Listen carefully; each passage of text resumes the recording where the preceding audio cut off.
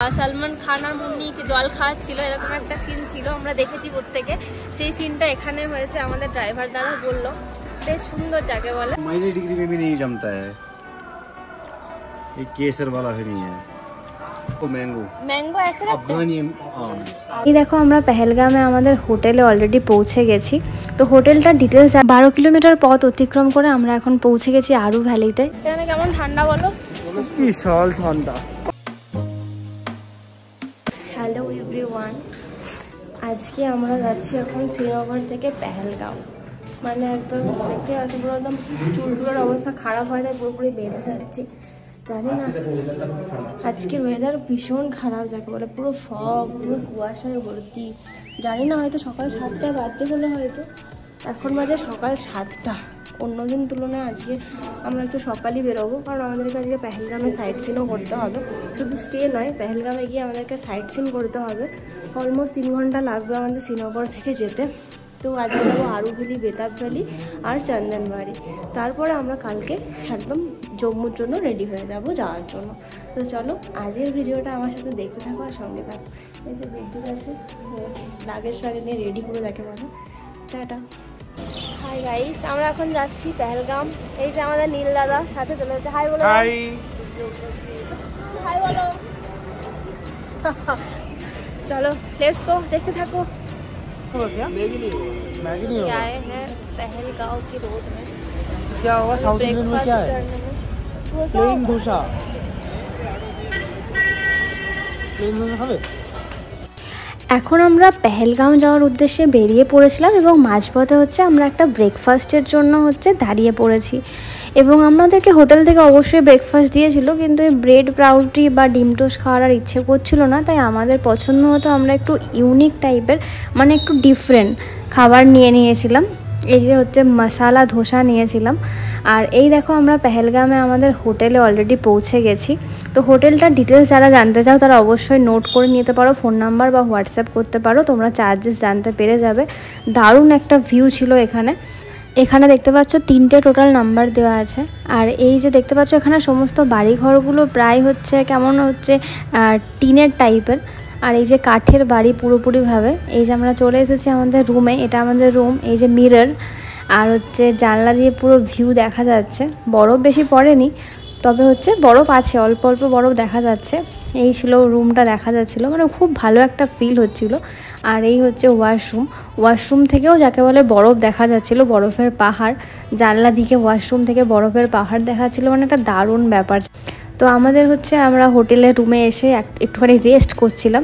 Rest করতে করতে ভাবলাম যে না, কিছু একটা রিল বানিয়ে নিই বা ভিডিও দেখিয়ে দিই তোমাদেরকে, তার জন্য এই ভিডিওটা করা। শ্রীনগর থেকে পেহেলগামের দূরত্ব হচ্ছে প্রায় 97 কিলোমিটার, উচ্চতা হচ্ছে 7000 ফুটের কাছাকাছি।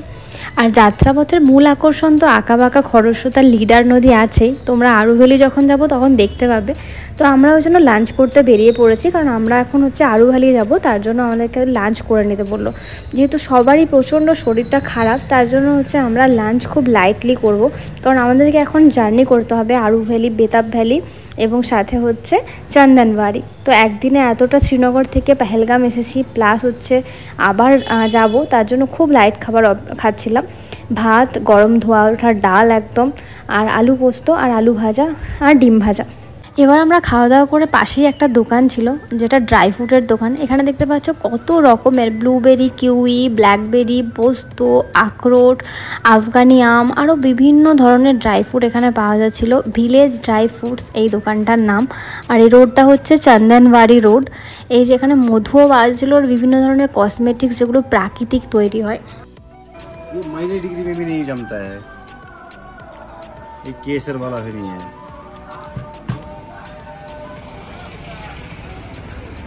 और ये क्या है? मैंगो ऐसे अफगानी आम। अफगानी। और ये ड्राई फ्रूट पैकेट, इसका कितना? मिक्सड ड्राई फ्रूट सारा ছোট ছোট বাড়িতে गिफ्ट পারপাসের জন্য ভালো। गिफ्ट के लिए बढ़िया रहता है। कितने का है? आवाज है वो नहीं दिया। তো তোমরা দেখতেই পাচ্ছ বিদ্যুৎ জোর কদমে হচ্ছে বার্গেনিং করছিল। আমরা এখানে দুটো হানি নিয়েছিলাম, যেটা হচ্ছে কেশের হানি। এটা পুরোপুরিভাবে প্রাকৃতিক উপায়ে তৈরি, যেটা হচ্ছে -ডিগ্রিতেও জমবে না, এরকমই ব্যাপার। সত্যি আমরা এসে দেখেছি -ডিগ্রিতেও জমে না ওটা, আর গরমেও জমে না, ভীষণ ভালো থাকে। খুব বার্গেনিং করে আমরা আবার নিলাম। আর এখানে দেখতে পাচ্ছি কসমেটিক্সগুলো খুব সুন্দর, একদম দারুণ একটা গন্ধ যাকে বলে। ল্যাভেন্ডারেরও প্রচুর প্রোডাক্ট এখানে পাওয়া যায়। আর এই দেখতে পাচ্ছ এখানেও আমাদের ডিক্যাথলনের শোরুম আছে, আমাদের কাশ্মীরেও, শুধু কলকাতাতে নেই। পেহেলগাম থেকে 12 কিলোমিটার দূরে ও লিডার নদী থেকে অনেকটা উচ্চতায় অবস্থিত এই আরু ভ্যালি আদতে একটি পাহাড় ও প্রকৃতি ঘেরা গ্রাম। এখানেই বজরঙ্গি ভাইজানের মুন্নির হচ্ছে বাড়িটার শুটিং হয়েছিল। এখানকার ওয়াইল্ড লাইফ স্যাংচুয়ারি আলাদা রকমের শোভাবর্ধন করে। এখান থেকেই হচ্ছে আরও বিভিন্ন ধরনের ট্রেকিংও করা যায়, তাছাড়া পনি রাইড হয়। এবং যারা প্রকৃতি ভালোবাসে তাদের জন্য তো এই পেহেলগামটা ভীষণ ভীষণ ভালো লাগবে যাকে বলে। পুরো লিডার নদীটা পুরো বাদিকে পড়ছে এবং পাইন গাছ ভরা হচ্ছে, সবুজে পুরো সবুজ। এত সুন্দর একটা ভিউ দেখে পুরো চোখ জুড়িয়ে যাবে। আর এই পেহেলগামে সবথেকে বেশি ড্রাই ফ্রুটস তৈরি হয়, এখানে চাষ হয় ড্রাই ফ্রুটস, তারপরে স্যাফরন, পুরো সর্ষে ক্ষেতের মতো দেখাই। কিন্তু আমরা যেহেতু ওই রোডটার ভিডিওটা করতে পারিনি, ওটা গুলমার্গ যাওয়ার সময় ভিডিওটাতে আছে, তোমরা চাইলে দেখতে পারো। আর তাছাড়া হচ্ছে পুরো সর্ষের ক্ষেতের মতো দেখতে স্যাফরন গাছগুলো, আমার তো দারুণ লেগেছে। এখানে বিভিন্ন সিনেমার শ্যুটিংও হয়েছে, বজরঙ্গি ভাইজান তো আছেই, তাছাড়া কাশ্মীর কি কালি, তারপরে জব তক হ্যায় জান, এবং রকস্টারেরও শ্যুটিং হয়েছে, রণবীর কাপুরের হিন্দি সিনেমা যেটা আছে। এখানে বিভিন্ন ধরনের আরও শ্যুটিং হয়েছে, যেগুলো সিনেমার গানগুলো সেগুলো তো আছে অবভিয়াসলি, এত কিছু তোমরা সবাই জানো। আরু ভ্যালি হচ্ছে পেহেলগাম থেকে 12 কিলোমিটার দূরে, এবং হচ্ছে বেতাব ভ্যালি সেটা হচ্ছে 15 কিলোমিটার দূরে। প্রথমে আমরা এখন যাচ্ছি আরু ভ্যালি, আর চন্দনবাড়ি যাব, যেটা কাশ্মীর থেকে দুর্গম অমরনাথ যাওয়ার পথে চন্দনবাড়িতে বেস ক্যাম্প করে রাত কাটান পর্যটকরা। 12 কিলোমিটার পথ অতিক্রম করে আমরা এখন পৌঁছে গেছি আরু ভ্যালিতে। এবং এখানে বিভিন্ন রকমের রাইড যেগুলো হয় সেগুলোরই তোমাদেরকে অ্যাক্টিভিটি চার্জেস এখানে উল্লেখ করা আছে, ট্রেকিংও উল্লেখ করা আছে, সেগুলো তোমরা পজ করে চাইলে দেখতে পারো। আর এখানেও বিভিন্ন ধরনের ড্রেস বিক্রি হচ্ছিল, যে টুপি, তারপর হচ্ছে শল, তারপর হচ্ছে চুড়িদার, যেগুলো উলেন হয় বিশেষ করে।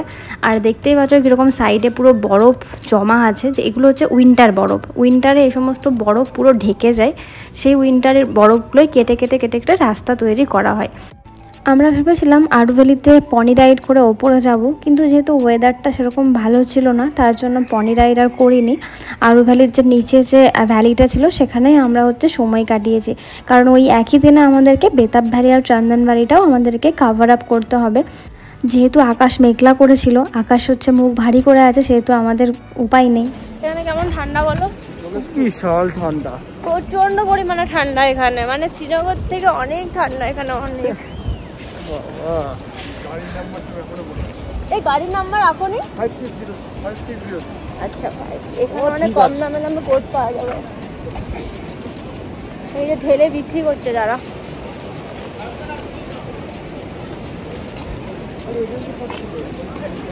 এই যে দেখতে পাচ্ছ পনিগুলো দাঁড়িয়ে আছে, এবং পাশে লিডার নদী, এবং দেখতে পাচ্ছ এই ছোটো ছোটো কটেজগুলো। দারুণ একটা অসাধারণ ভিউ যাকে বলে। সবাই ফটো তুলতে কেউ ব্যস্ত, কেউ হচ্ছে ভিডিও করতে ব্যস্ত, কেউ হচ্ছে সময় কাটাচ্ছে, একটা সৌন্দর্য উপভোগ করছে কাশ্মীরের এই আরু ভ্যালির। আমরা এখন আরু ভ্যালিতে এসেছি। আরু ভ্যালিতে আসার জন্য আমাদেরকে প্রথমে হচ্ছে শ্রীনগর থেকে আমরা পেহেলগাম এলাম, আমাদের ট্রাভেলার যেটা বুক ছিল সেটাতে।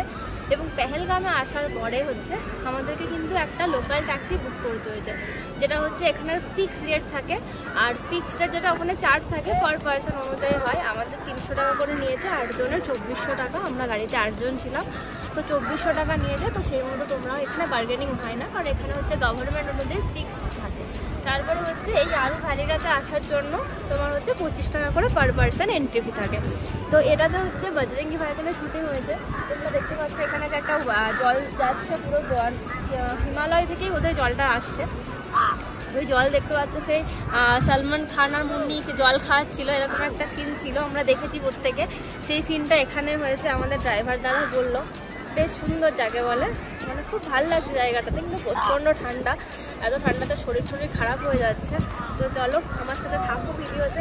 এবার আমরা নেক্সট যাবো বেতাব ভ্যালিতে, যেখানে বেতাব সিনেমাটা শুটিং হয়েছে, যেটা তোমরা জানো সানি দেওলের প্রথম সিনেমা। তো চলো ওখানে যেয়ে তোমাদের সাথে দেখা হচ্ছে। সো আজকের ব্লগটা এখানেই শেষ করলাম। ভিডিওটা ভালো লাগলে তোমরা অবশ্যই লাইক, কমেন্ট, শেয়ার করতে ভুলো না। চলো আগামী পর্বে আবার দেখা হচ্ছে।